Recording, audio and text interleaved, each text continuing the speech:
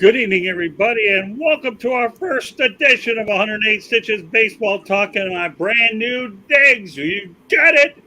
And somebody had to break it in, and I might as well have this crew on here, my loyal and faithful colleagues here. And I want to welcome Rick Curdy back. Obviously, a nice intro kind of gets people, let their minds going a little bit. Welcome to the first edition in the new studio, Mr. Curdy. Thank you, Scott. Glad to be here. And Jordan Long. Was that sound too long? No, you're good, Scott. Thanks for having me. I'm excited to talk about baseball. Well, there was a pun intended there, and I know you Yeah, knew it. And that's why I got the Jordan Long smile. And Eric exactly. Katz, are you drinking iced tea or are you drinking Diet Coke? Or Regular. You're diet? close. You're close. Regular Coke. Yeah, that's right. You're skinny enough to drink the regular stuff. For a lot of us older guys, we have to go the diet route. Welcome back, Eric. Good to be here. Thank you, Scott. And last but not least, my colleague over 4 decades, George Eichhorn. Welcome back, So, George. it's good to be here, Scott. Congratulations on that new backdrop and new style for our show. Well, I am so excited about it that it just really makes me feel very good that we're trying to upgrade things a little bit along the way, and that's what it's all about. So there you have it. So just want to let everybody know that hold on one second here. Okay, here we go. We're good. All right, the audio version of our show of 108 Stitches Baseball Talk can be heard on iHeartRadio, Apple, Spotify, Google, wherever you get your podcasts. So please hit the red subscribe button on YouTube, South Florida Tribune. We're striving for 1,000 subscribers, so you can hear us a lot of different ways. Please also comment, like, and share the broadcast. Want to be a guest? Well, send your topic ideas to South Florida Tribune at gmail.com. So if you want to advertise, call me at 954-304-4941. We are live here on Facebook, LinkedIn, Twitter, and YouTube. All right, with that said, okay, just want to welcome everybody. This is just a fun night. And yeah, Will Vogel, you're ready for this, and so are we. So, all right, well, Rick Curdy, I saw this topic from you, and I couldn't help but to bring it in. So we talked about the total attendance pertaining to the WBC 2023 versus the 2022 Oakland A's. When I saw this, there was no way I could not include it. So let's break down the numbers. And since you were the one that made me aware of it, you'll get the first comment. WBC pool play, we've had 1.01 million people in attendance, and the Oakland A's 788K. All right, Rick, you stirred the pot. Now you can go ahead and talk about what you think about this. Oh, it's pathetic by the Oakland. I've heard people bash the WBC and said it's meaningless, but the only thing that looks meaningless is Oakland Athletics attendance. It's been going on forever. They play in probably one of the worst stadiums in all of Major League Baseball. They've been trying to get a new stadium built for like the last 20-some years. They just can't agree on it. We all know what's going to happen. They're all going to move to Las Vegas. There's no money to be made in Oakland where they can make billions and billions from all the online gaming and the fantasy sports. Las Vegas has become a hotbed recently in the last 5 years for professional sports. So just more evidence why Oakland needs to go to Las Vegas. And you have a meaningless, quote unquote, exhibition game that some people want to describe it as. Well, 708,000 in 2022 is not me. That's pathetic. All right, Jordan. I have to agree with Rick. I mean, it is pathetic that the Oakland Athletics can't draw that much. If you look at the World Baseball Classic, that isn't that many games. I mean, you're talking, a couple of games in pool play plus the semifinals or the quarters, the semis, and then the finals. It just shows you that the world is coming together to watch this product. And the Oakland Athletics, like Rick Curdy said, needs to actually move to Las Vegas where they'll get more fans. It is pathetic that a Major League Baseball team can't perform that well in terms of attendance. Eric? I think that obviously the World Baseball Classic isn't all year long. It's actually just for a few weeks in spring training, and then we have regular season play, obviously for their actual major league season. But Oakland, like you're just it's beyond. It's actually kind of gotten funny to the point it's sad. You're pretty much a travesty in baseball, which, yeah, even minor league teams are outdrawing you for a tournament that only lasts for a few weeks before the regular season begins. For the duration of spring training. Like at this point, I'm shocked the MLB hasn't considered just getting rid of you as a franchise. They almost did that with the Twins and the Montreal Expos back in the day. I'm shocked they're not under consideration. Well, I'll comment on that. Go ahead, George. Yeah, I noticed that the World Baseball Classic smashed all their records, their attendance records from the previous classics, and I'm very happy about that. So in Japan and in United States and other countries that have hosted games, hats off to the WBC, first of all and foremost. Oakland really bothers me because I've followed baseball, obviously, since the days of Reggie Jackson, when that team moved from Kansas City to Oakland, and they've had some excellent, excellent ball clubs over the decades. And that really, really bothers me that that team has not been supported. And you hit it right on, Rick. It's the stadium. If you don't go with progress and build yourself a new stadium, okay, I'll grant you Yankee Stadium, the old one, Fenway Park, and of course Wrigley Field. Those are special places. But Oakland, despite having good teams and despite the obnoxious ownership of Charlie Finley and all the great teams that they had with Sal Bando and Gene Tennis and Dick Williams as manager, Reggie Jackson, it's just appalling that team has not gone forward, like you guys said, to build themselves a new stadium and to stay pertinent here in the 21st century. Shame on Oakland. Yes, you're going to lose that team. And we wait for it to happen. And like you said, Eric, surprised that Major League Baseball just hasn't stepped in and done it. But it's a shame. It really is.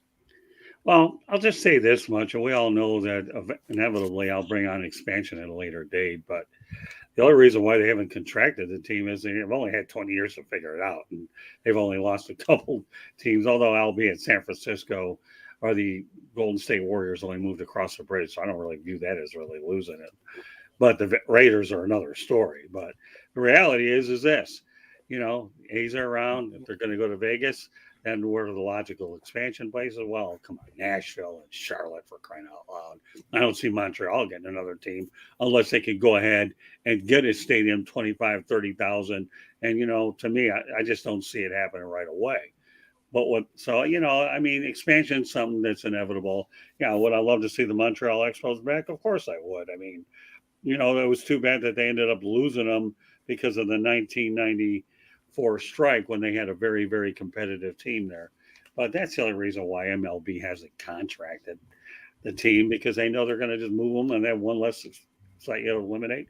Then you have the two logical choices after that. So with that said, okay, well, I got to talk about my good friend Steve Cohen. Okay, get this. Got Edwin Diaz a personal trainer, a chef, a nutritionist, while he's recovering per Will Salmon, the game day MLB. That's how you run a team with the crown emoji. So Steve Cohen is proving that he's indeed got it right.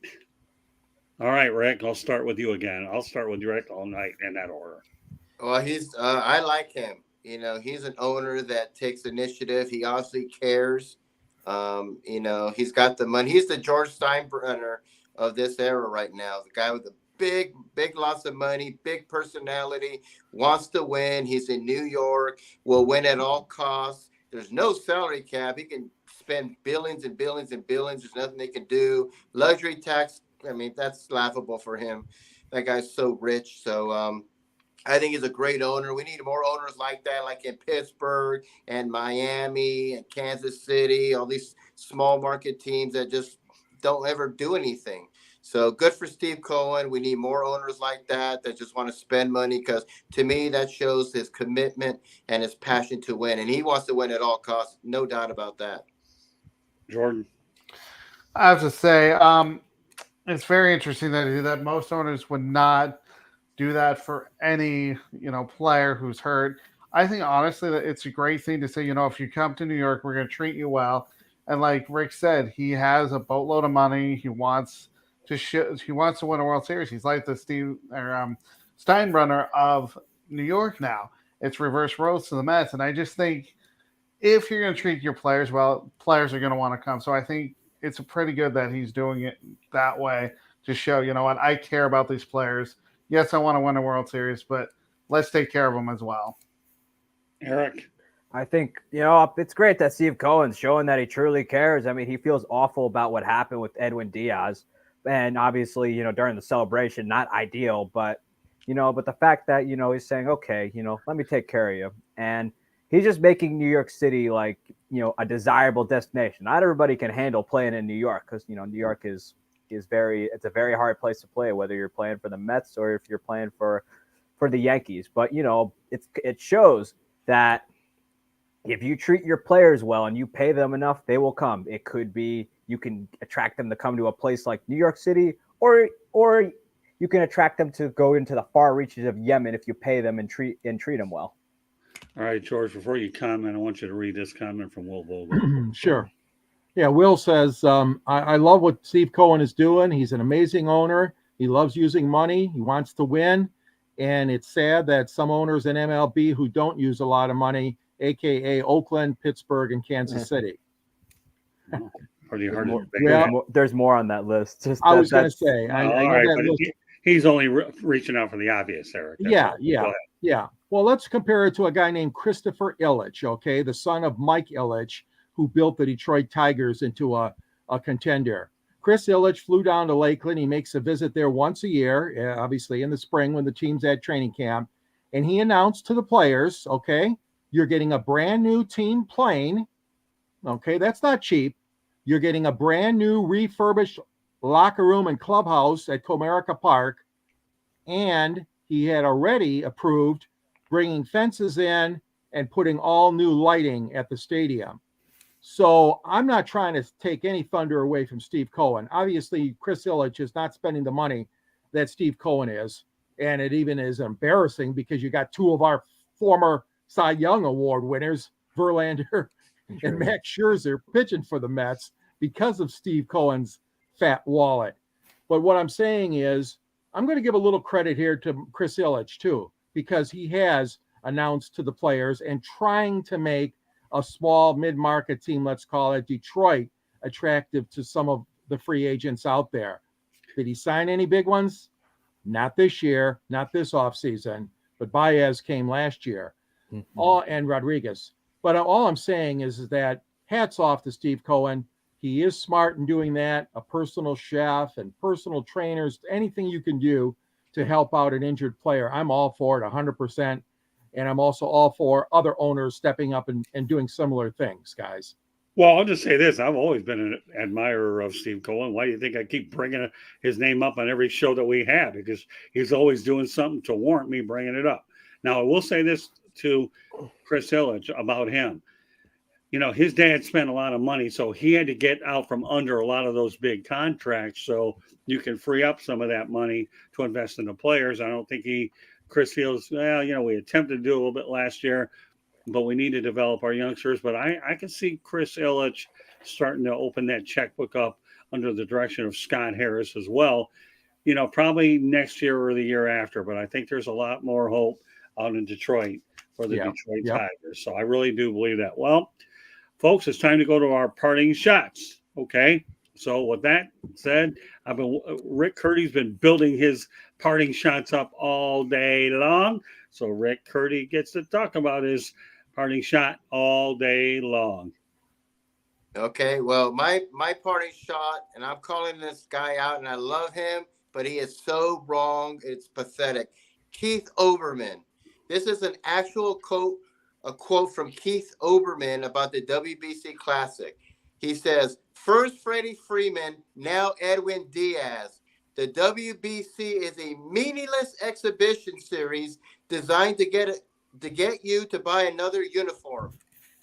To hell with the real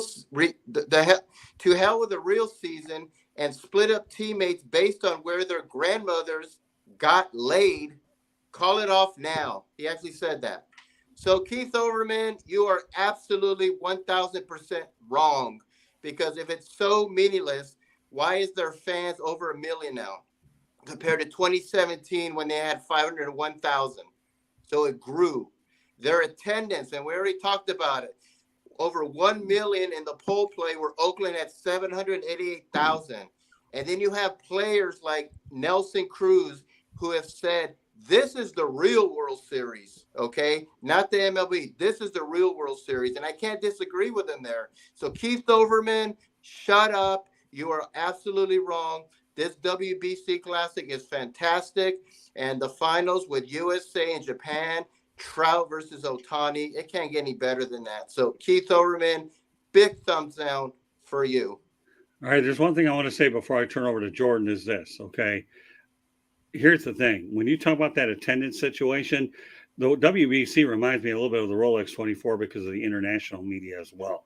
So we know it's a really popular event, and it does really, I mean, if you've ever been to the Rolex 24 like I was recently, about a month ago, it's just surreal. It just is. I mean, I had bad internet connections there because when you got international media killing your connection, oh my God. All right, sorry. All right, so Jordan, what do you think? Comment on that.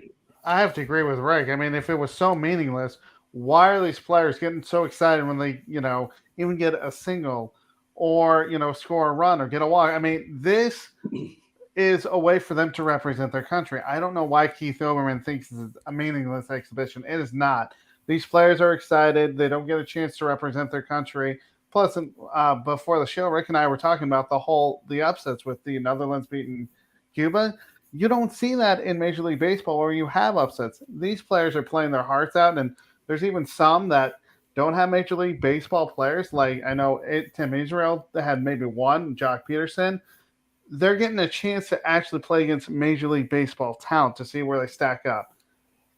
Leave it alone, Keith Olbermann. I agree with Rick. He needs to shut his mouth because it's a great event that they have every 4 years. Okay, Eric. Oh boy, Keith Olbermann trying doing anything he can do to be relevant because he knows his buddy Dan Patrick will always own that spotlight. I don't know why you decided to say that. Judging by the attendance, I think it's a pretty damn good exhibition. Won't you say, fellas? It's a great opportunity for players to kind of showcase their skills. Heck, maybe even land a major league contract. We saw it happen once already, which granted, I'm sure they had scouting reports on these guys, but still, it's an opportunity to really see you in a live game action. And actually, if you think about it, it actually propels you well going into the season because you're already playing competitive competition against guys against guys who you'll be seeing for 9 innings. You already get that experience with them in a championship like atmosphere, a huge preparation for the season. But Keith, you're yesterday's news, bud. Dan always won those debates. You should just keep it that way and know your place. Very good. All right, George, that's a tough one to top. Very tough. I mean, I can't top these three guys, Scott. But I'm gonna tell you that Keith is totally off base. You tell 40-year-old Miguel Cabrera that this doesn't mean anything to him. Okay, suiting up at 40 years old for Venezuela when he knew he wasn't going to get many at bats. Okay, as a DH, he didn't get many play, but he was there. He was there rooting for his country, rooting for his countrymen, his teammates. And like you guys said, over 1 million fans, the attendance was busted. They busted the WBC attendance record. So, Keith, you are way off base. I don't feel that you are representing certainly not the heart of baseball, nor the heart of world baseball at large. Countries like Japan and China and Netherlands, Israel, Taipei. I mean, come on. This meant a lot and continues to be a lot. And as much as I don't like Rob Manfred, I am applauding him for keeping this thing going. And yes, it skipped because of COVID. We lost out on the regular rotation when it was going to be held. No, it's been excellent. It's been excellent. And unfortunately, a couple players got hurt on this thing, Altuve, and, and I really think that it's going to be something that's going to be here to stay. It's even more meaningful, I believe, than when they had the Olympics, baseball in the Olympics. That was important too. And obviously they got rid of it. But no, Keith, you're wrong on this one. Yeah, the worst thing that ever happened to Keith Olbermann is when he stopped working with Dan Patrick on Sports Center. They were good. Now, Good show. all you have to do, well, I do. I used to watch it every morning. You may not like it. Then again, you're young enough to not appreciate it back then. And I wear this gray hair because I've been around a little bit longer than you. And if you don't believe me, the birth certificate won't lie either. Oh, I remember it. Okay, well, I didn't know. But anyways, at any rate, so that's the worst thing that ever happened to him, item number one. And number two, all you have to do is look at Keith Olbermann's resume. And I can tell you right now, he's been through an awful lot of jobs, moving around from one network after another. So there were quite a few people that got sick and tired of him. He went back to ESPN until they ran him out the door again. So Keith, I guess like Rick said, put a lid on it, but I'm being a little bit nicer. Okay. Put a lid on it. Okay. You don't understand what this competition's about. And maybe I would go back to what you're used to being thrown out the air. Talk about politics because you don't know nothing about the WBC. All right. With that said, Jordan Long, what's your parting shot? So we know the World Baseball Classic is going on with the finals tonight, but we had, two key injuries with Jose Altuve, who's out for indefinitely, and of course Edwin Diaz, the closer for the Mets. Now there's injury risk to playing in the WBC, like we've talked about. It's here to stay. The thing about it is, though, even when you're playing a regular season Major League Baseball game or even spring training, there's risk of injury. That's what the players signed up for. They know what's going to happen. They have a chance for risk of injury. It's just here to stay. That's the risk you're gonna take even when you step on the field. So yes, it's here to stay. If you don't want your star players to play, well, too bad. They want to represent their country. So yes, they know there's a risk of injury. Either way, though, let these players play. Okay, Rick, since you're on top, I don't want to start forgetting everybody since I do it a lot lately anyways until I get it all straight. Nah, just kidding. I'm getting better at it. Give me your thoughts about what Jordan had to say, and then we'll go in the regular order. Yeah, I mean, what happened, to Edwin Diaz and all, that was just a freak injury that could have happened. He could have messed up his knee, going to the grocery store or stepping the wrong way, like in a pothole somewhere, or playing a pickup basketball game. There are freak injuries that happen. I know a lot of people broke their foot because they stepped on it wrong, or they rolled their ankles or something like that. So I mean, it happens. It's unfortunate. I feel bad for Edwin Diaz, even Altuve, but that's just life. It's a game. You're going to get hurt. They wanted to play. No one put a gun to their head. They wanted to go there. Just like people have the right to not go, and that's fine. Other people have the right to go because that's what they wanted to do. So they wanted to be there. They knew that, there's a possibility I can get hurt, but hey, it's like if you get into a car accident, you're going to stop driving. Things happen, and it's unfortunate for Diaz, but he'll be back. And this WBC Classic has just been an absolute sensation. And it just happens. So it's unfortunate, but this thing is not going away, especially with the numbers it's drawing right now. Okay, Eric, before you comment on this, I want you to read Will Vogel's comments. Okay, then you can piggyback off that. Jordan is exactly correct. Injuries happen. Let the guys play if they want to represent their countries. That's EIR, Will. Countries, and it's an honor. Well, at least you got the it's correct. Well, that's okay, Will. I mean, we have a guy that's a writer correcting your spelling, but nevertheless, your point's well taken. Okay, All right, I wrote about this the other day. It just injuries happen. All right, it just is. I mean, if you think about it, look, years ago when Paul George was trying out for Team USA, Paul George had a pretty nasty broken leg that kept him out for a majority of that NBA season. But did the NBA say, no, we're not going to let the pros play? Nope. Matter of fact, everybody in 2016 for that Olympic year, all the star players, George included, by the way, all participated and eventually helped Team USA win a gold medal. I don't see this going anywhere anytime soon. I think, the players have the choice to say no. You're literally invited. It's like being invited to a birthday party. You don't have to go. Matter of fact, if you have a child, you don't have to let them go. I'm sure some of us who have at least one of us who's been a parent has possibly done that. I don't know. But, it's a choice of the players.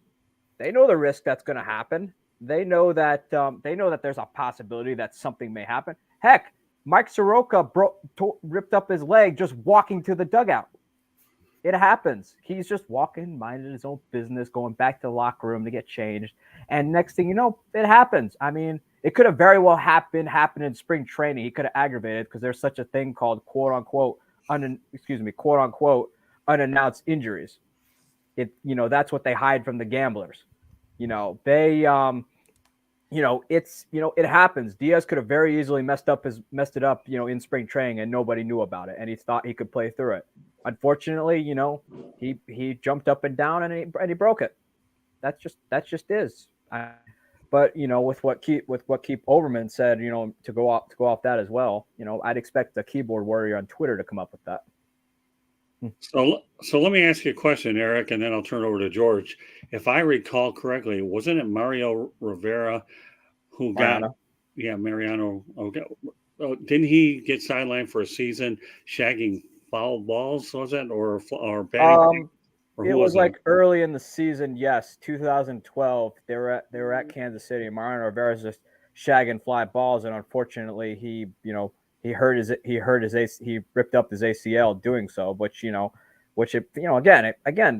Mariano Rivera, we all thought he was just unbreakable, but it turns out he had a lost season that year. Although I will say though that year Rafael Soriano filled in quite nicely. Yeah, but that's not the point. What I'm trying to say here is that injuries can happen whether in the World Baseball Classic or they can happen in spring training or during the year. Right. That's the only thing I'm saying. I don't need a history of it. It also could have happened at his house. Well, that's true.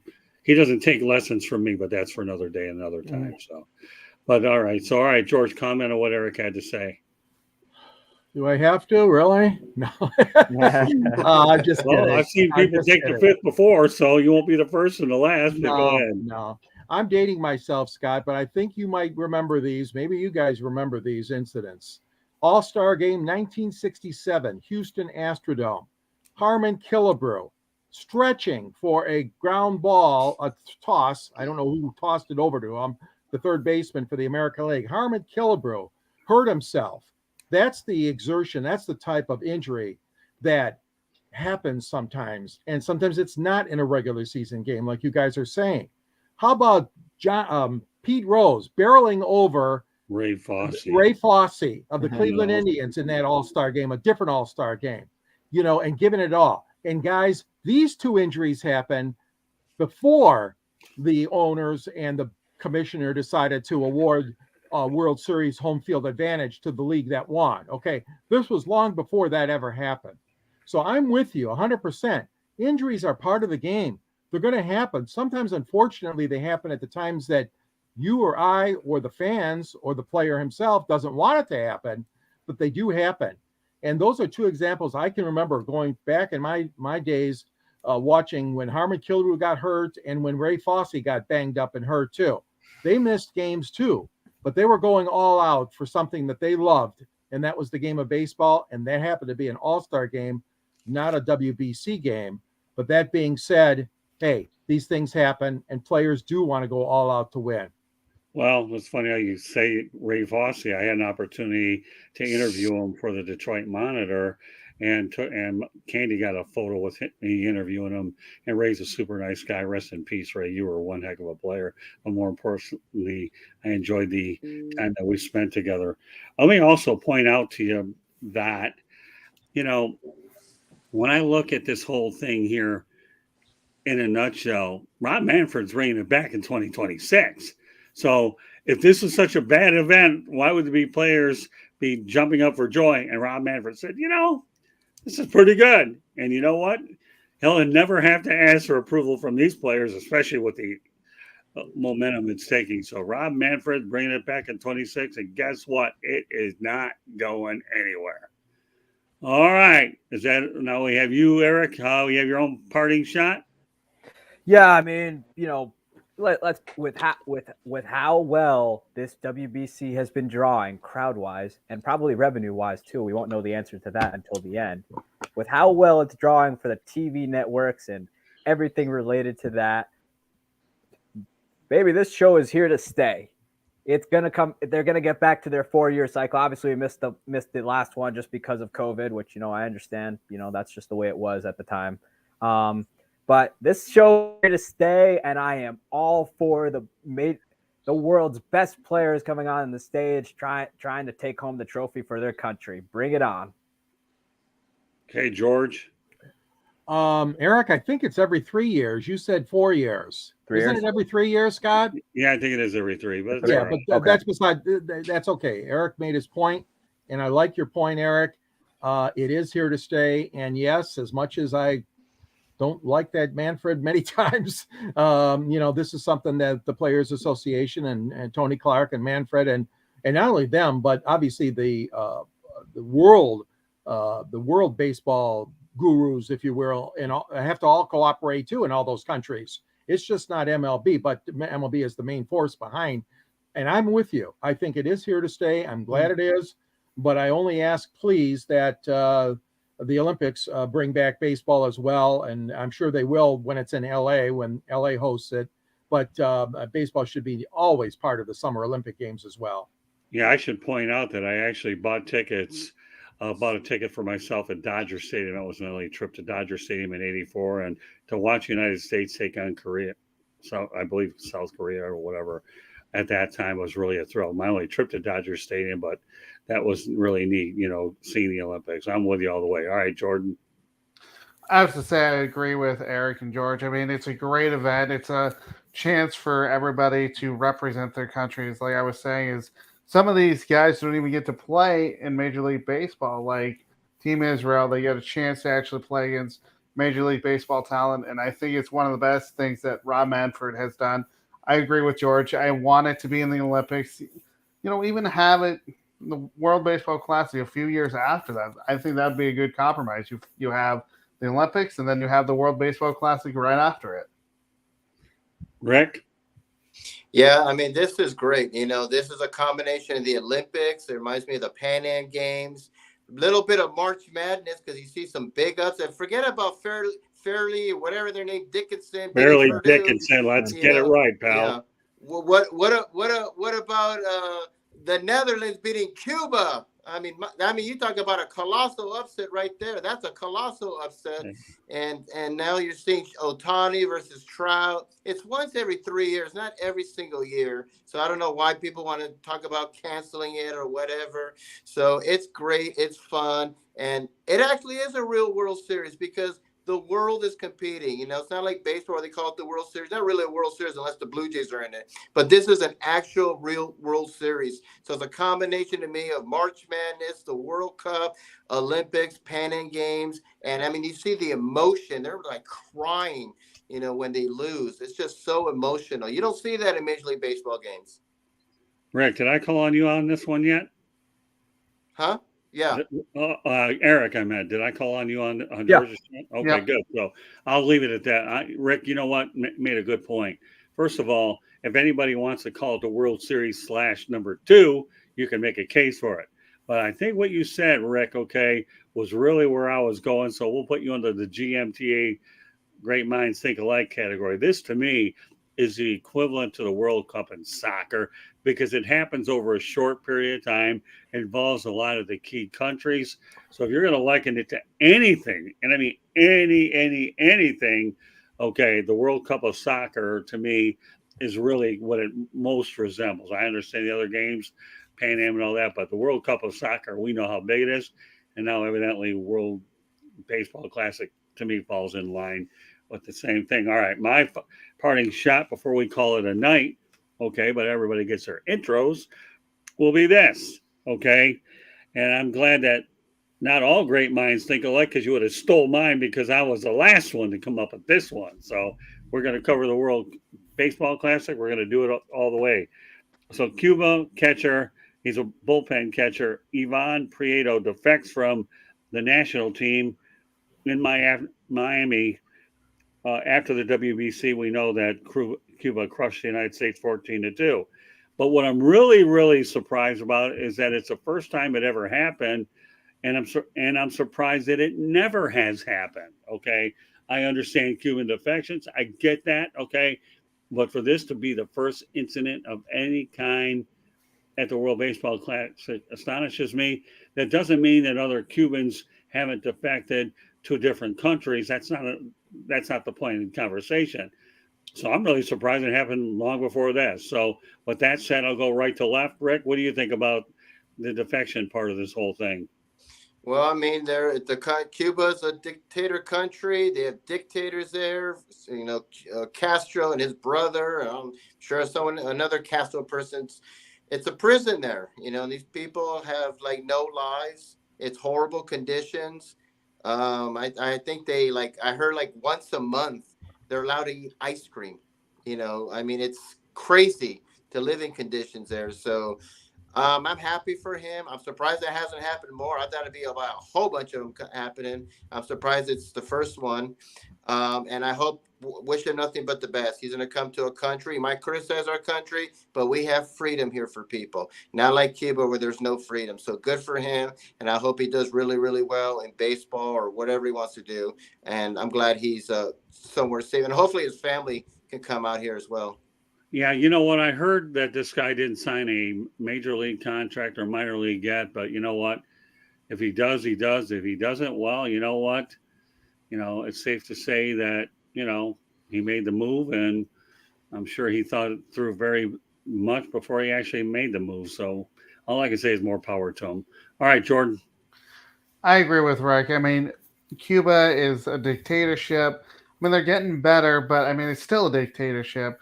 The thing is, though, you want to have freedom, and the only way you're going to get that is in the United States. Like Rick said, I'm surprised it hasn't happened more often that people from Cuba who play baseball would come here to the United States. I hope this guy has a great life here. And, of course, if he wants to keep playing baseball, there's so many minor leagues you can do, independent ball. Right. But either way, I'm just glad that he's where he can have freedom. Okay, Eric. Well, he did it the easy way. I will say that. You know, he took it. He was on a plane instead of a boat out in the middle of the Gulf or the Atlantic. But because we all know MLB doesn't like talking about that. But they, you know, obviously good for him. I mean, he's gonna get signed. I mean, if they saw what he did, you know, depending on what he did during the World Baseball Classic, MLB loves bringing these guys into the league. They've proven to be good players. I mean, we saw Yasiel Puig for a period of time. We saw, you know, in my lifetime, we saw Orlando. In my lifetime, I had Orlando Hernandez during that period of time as well. It's a very good pitcher for the Yankees for a while. And, you know, obviously more recently with Jose Abreu, they've seen these guys make a living here in this country playing baseball. So, you know, there's a little bit of inspiration there, and also obviously Aroldis Chapman. But, you know, good for him. I mean, he did it the easy way. I'm surprised no one else came up with that rather than taking a little straw boat and going into the middle of the Gulf or the Atlantic Ocean, dealing with all those waves and hopefully making it to shore, and also obviously dealing with some very threatening conditions just to get in. But you know, good for him. Hopefully he gets signed. But you know, good for him for trying to make a better life for himself at least. Yeah, another name I can drop out there. I believe Yoenis Cespedes was also one of them, yes. too. I remember right. Okay. All right, George. There's been a lot. Well, you know, and these things when they happen are not easy. I'll tell you what, you know, they got a family back home, folks. They got friends and family that they're leaving behind. And Scott and I have seen this in Detroit with the Russian Five when the Red Wings went behind the so-called Red Iron Curtain to get Sergei Fedorov and Konstantinov, and before that, Peter Klima. I mean, the Red Wings were notorious for penetrating Eastern Europe to locate these great players and to sign them in hockey. So, and now the Tigers, you know, came up with this kid that struck out three, you know, not Hall of Fame, but three outstanding batters. And the Tigers offered him a contract, although he did not defect, the 19-year-old, because they said he was going back home before he signs actually on the dotted line. But no, it's a courageous move. It's courageous by these guys. And anytime that happens, I applaud them. And please know that there's a lot of risks still involved. I grant it, Eric. It's not a risk, like you said, getting on a crowded boat and trying to come ashore in Texas or Florida or California or somewhere. No, it's not that kind of risk, but it still is risky because you don't know what these other communist countries would do, or perhaps, I hate to say it, even try to torture the family members. We don't know. We don't know what goes on where they left the scene, but hopefully that kind of stuff will not happen. Well, the guy in Detroit that pulled it off, what I've heard is Keith Gave had a lot to do with it, and the player that you're referring to, I think we talked last week on the show, came from Nicaragua, so it's not like you're dealing with a situation there anywhere near Cuba. But I get the feeling you don't know what the repercussions are going to be with the family members, but nevertheless, more power to Ivan Prieto, and I'm just surprised, like I said in the opening, that it hasn't happened more often, that this is the first time. That's my only point that I get out of it. And we all know full well that, to me, it's important that we talk about that. So, George, I believe we got your parting shot in, didn't we? Correct? Or did we not? No, not yet. It's just a small one, Scott. Go ahead. What's the problem, MLB.com? Why can't you put the national telecast on your website? Okay. As far as I know, the season starts in just a little over a week, and you still don't have the Fox schedule, the ESPN Sunday night and other package, and you don't have the TNT schedule. What is going on, Mr. Manfred? Why can't your communications people post the games of the week that have been decided already? And I know not all of them are decided. Okay, folks? I know that. ESPN has a right to pick games whatever, a week in advance sometimes, or less than that.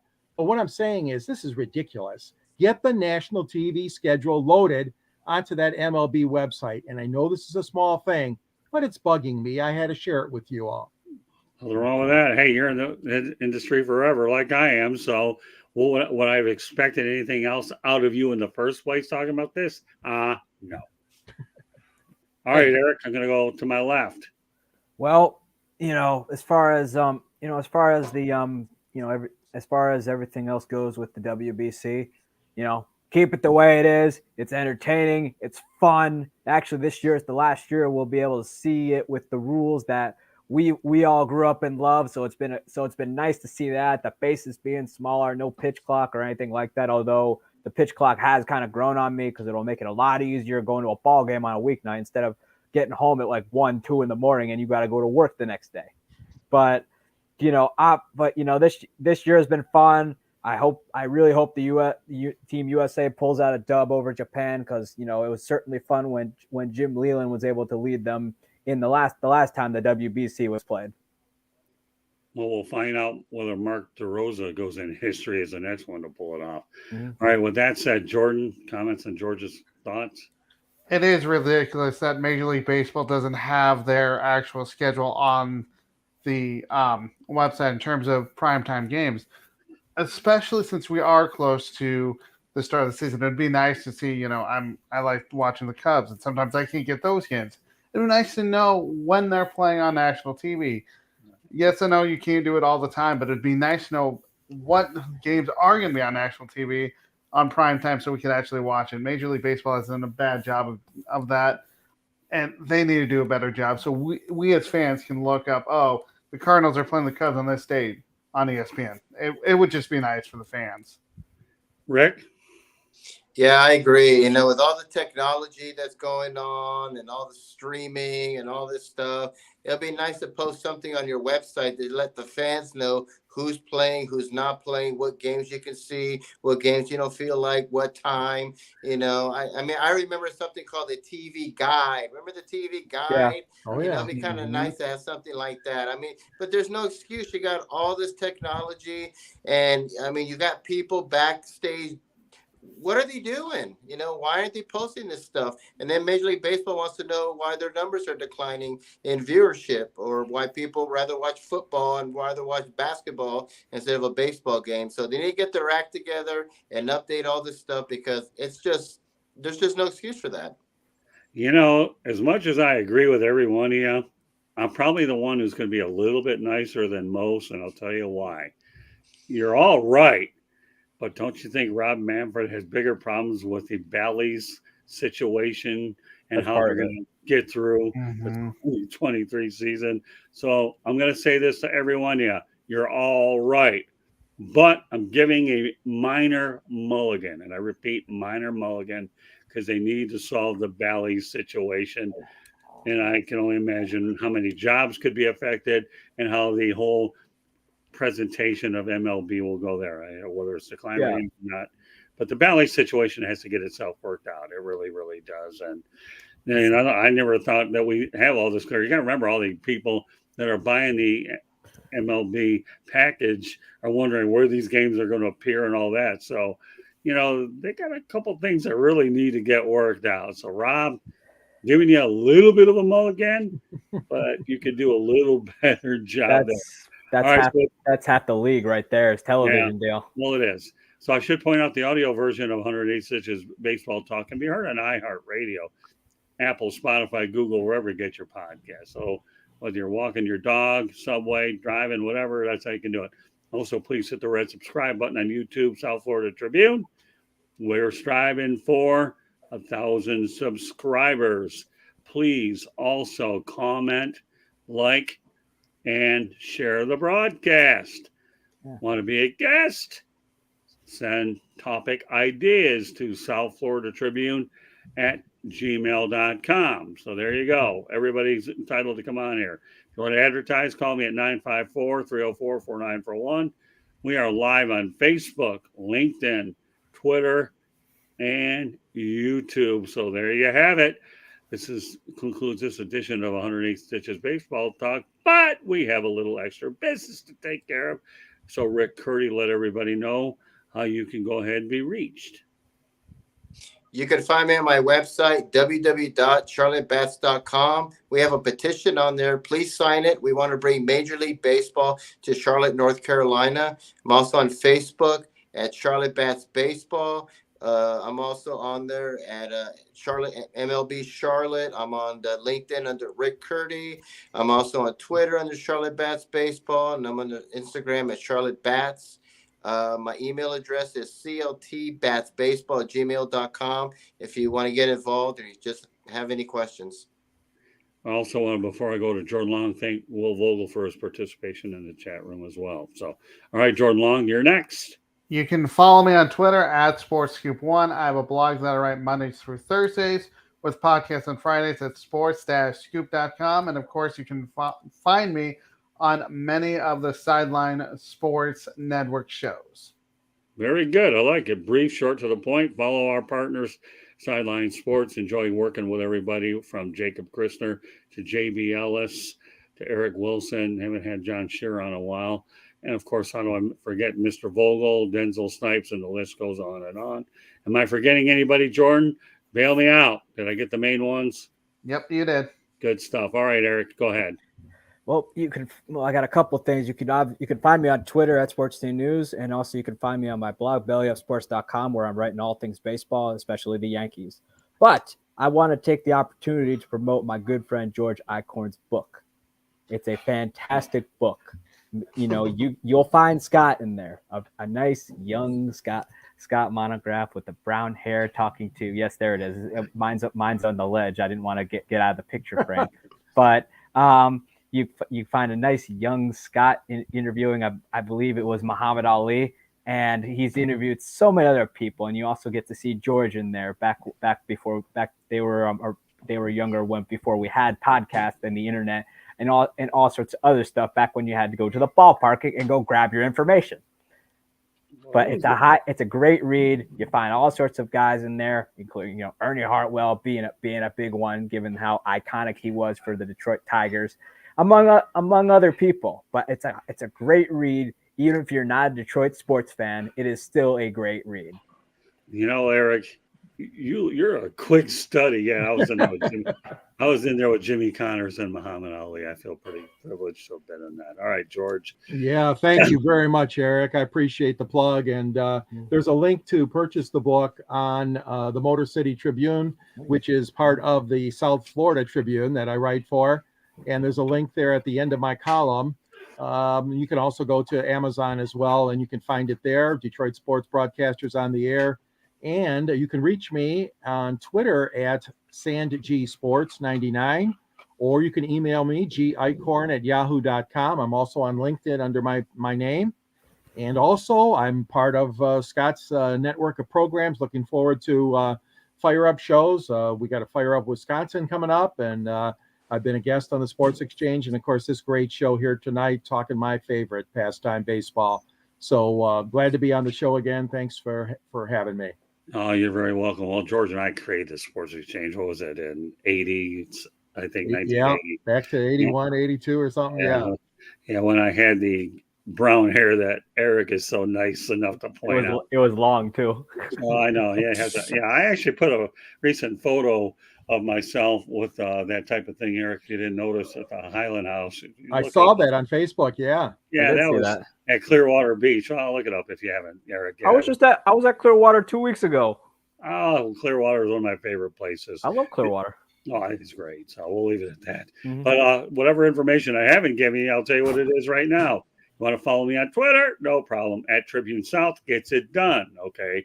Want to go to our website? No problem. www.southfloridatribune.com. We'll get you there, show you everything we have to offer, media distribution partners, shows, you name it. So, and finally, a shout out to Candy Evelyn, who does a great job keeping this operation all together from the website to the broadcast. And you know what? She got me set up with this new studio. And I think in the eyes of Jimmy Walker, it is dynamite. But no, I'm not going to lose my voice. Is anybody old enough to know Jimmy Walker? No. But if you want to Google up Good Times, you can find him that way. But no, really been looking forward to this setup.